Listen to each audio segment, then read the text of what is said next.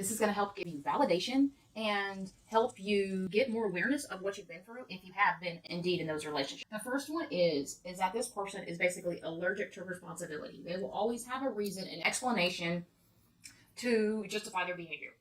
They're not going to say, yeah, I did that, I'm sorry, whatever. They could possibly say sorry. A narcissist can still say they're sorry, but they're going to have an excuse because that's just a way for them to avoid shame. So if you try to hold them accountable, they will verbally attack you and then start rewriting reality and try to convince you that something else happened or invalidate you or any number of things because they do not want to take responsibility. They do not want to feel bad. The second one is you feel like a mirror. You feel like, because, when you're in a narcissistic relationship, you're there to serve their needs, right? They're not going to say, I guess I could actually say, hey, this is all about me, but you're there to serve them. If you were someone's fingernail, would they care what you think, what you feel, what you perceive? No. You're there to serve that hand. When you're with a narcissist, you're there to make the narcissist look good, feel good, and you become their emotional punching bag. So you're not there for you. You may think you are, but you're not. So don't listen to someone's words. The narcissist is going to make you think things that aren't true.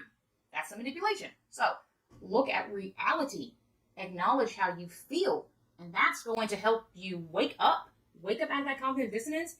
And it's going to help you really see if this person values you or not. And if you've been in a narcissistic relationship, those stages, idealize, devalue, discard. At first, the idealization feels so amazing. You just get caught up in that. You get swept away in this amazing, Disney fairy tale of your soulmate.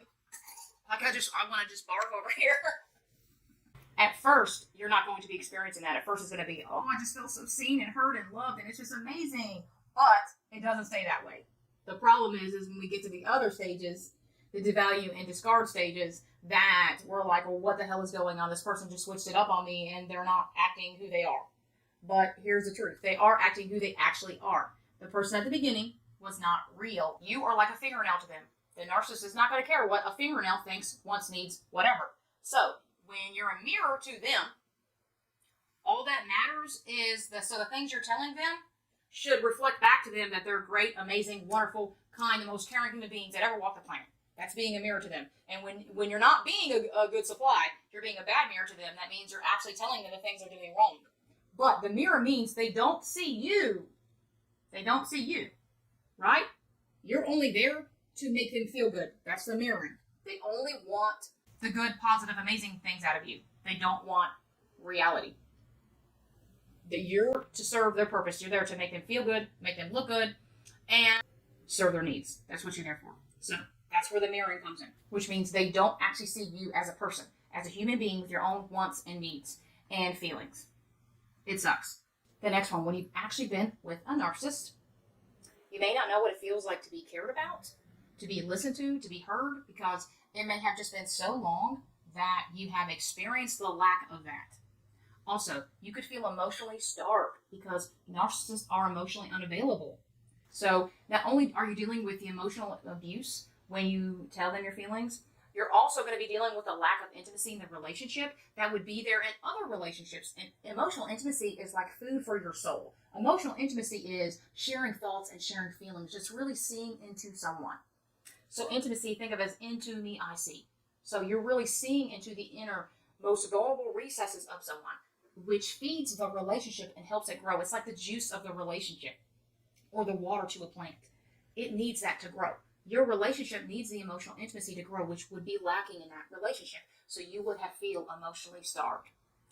Also, your reality. It's not going to feel like you have a good grasp on reality because someone's always making you doubt your memories, thoughts, feelings, perceptions, and they slowly erase your reality and replace it with their reality. And you will also feel emotionally erased because what they're doing is they're trying to teach you to be a good supply. You need to be a good reflection of them.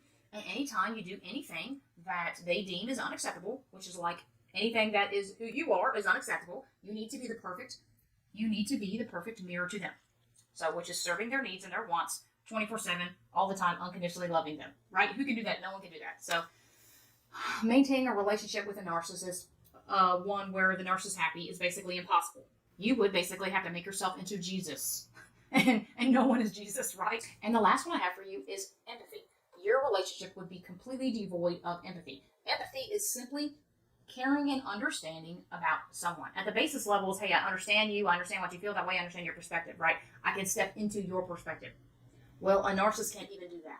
So empathy, if you were sitting on the corner crying, a stranger could come up to you and say, hey, are you okay?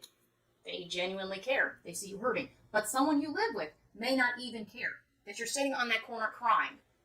But a stranger would, right? That's because that stranger has empathy. But what the narcissist can give you is cognitive empathy. So during the idealization, or when they want you to be happy with them, they will sprinkle on cognitive empathy, which is saying, hey, I get that. Hey, I understand you. And it's just an intellectual understanding of what's happening. But do not confuse it with emotional empathy. Emotional empathy is what we all need, that sees someone for who they are, that genuinely cares about them, and we want someone to be happy. With emotional empathy, that person is literally feeling what you're feeling. They're putting themselves into your shoes. A narcissist cannot do this. They are very emotionally underdeveloped. They never develop this. They may have never received it, and they also don't know how to do it. So, thanks for hanging out with me, guys, and I hope these tips have helped you be able to see if you're in a narcissistic relationship or your past partner was a narcissist, to give you that validation that you need, because you really do need that. You need the validation so that you can actually have words for the things that you've been through. Check out the next video. I'm sure it's going to be a huge help. All right, here's your being your greatest, most amazing, badass self. Have a beautiful day.